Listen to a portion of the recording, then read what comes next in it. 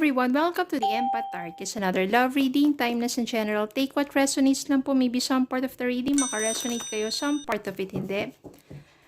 Maybe makaresonate kayo na parang kwento ninyo ito. Tignan natin kasi iba't ibang mga energies. Ano kaya ay nais ipahiwatig sa atin, mga mensahe, gabay sa buhay, pag-ibig, and life in general. Spirit guys, send me messages. Anong love connections ito? Lessons in life and guidance na nais yung ipabati sa amin.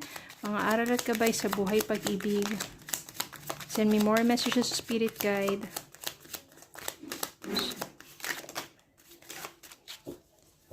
More messages, Spirit guide. Anong love connections ito? Lessons in life and guidance na nais yung ipabati sa amin.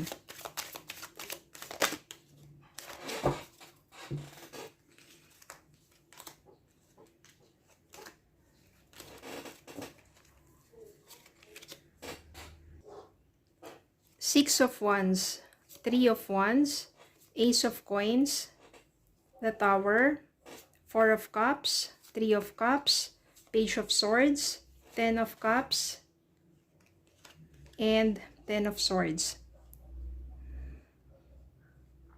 Ito muna natin yung Ten of Swords, Ten of Cups. So, I can sense here na Tower, Four of Cups. Tower, Four of Cups. Maari nagkahiwalay kayo dito, heartbroken, pero Four of Cups, hindi ka makausad. No, pilit kang nagfo-focus dun sa taong wala na sa buhay mo dahil wala na at paaring hindi na maibabalik pa ang inyong nakaraan. Pilit ka nakafocus dun sa taong wala na sa buhay mo at ini-ignore mo yung mga tao na nandiyan sa paligid mo na maaring merong mga love interest sa'yo. Kasi nakatuon ka dun sa nakaraan.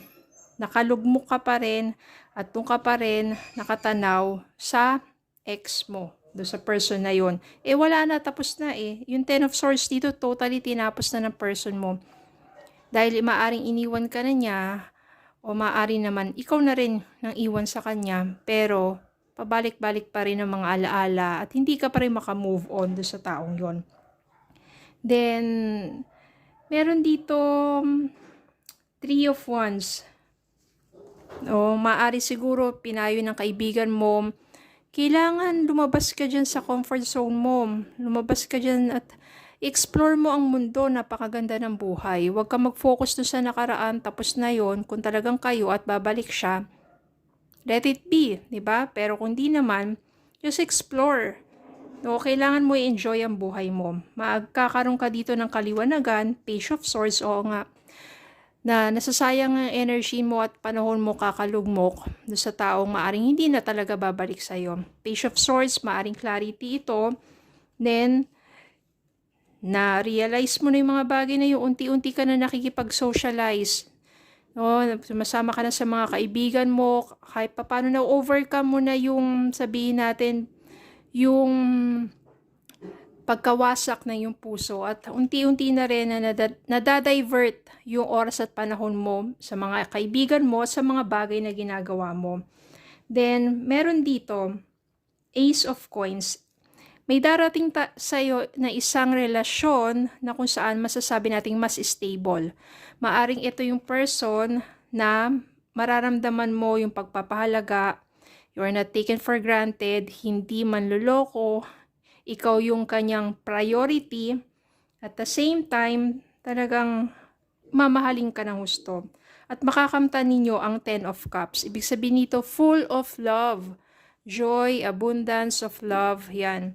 Kaya naman, mapapawi din yung sabihin nating lungkot at sakit na naramdaman mo sa pagka-break up ninyo ng ex mo. Well, with this new person, liligaya muli ang puso mo. Wala naman masama, di ba, magmahal muli.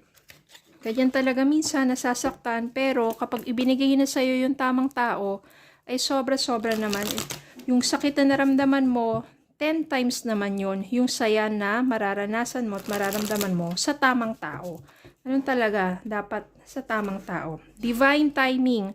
Be patient while things are unfolding. This connection is worth the wait. Worth the wait. Diba? Matagal man pinakilala sa'yo yung tamang tao para sa'yo, pero it's worth the wait. Dahil lahat na naranasan mong kalungkutan, mapapawi yan with this right person. Divine timing. Okay, so yun lang po. Maraming salamat po for watching. Please don't forget to like, share, comment, subscribe. Follow me Facebook and YouTube. Have a good day po and God bless.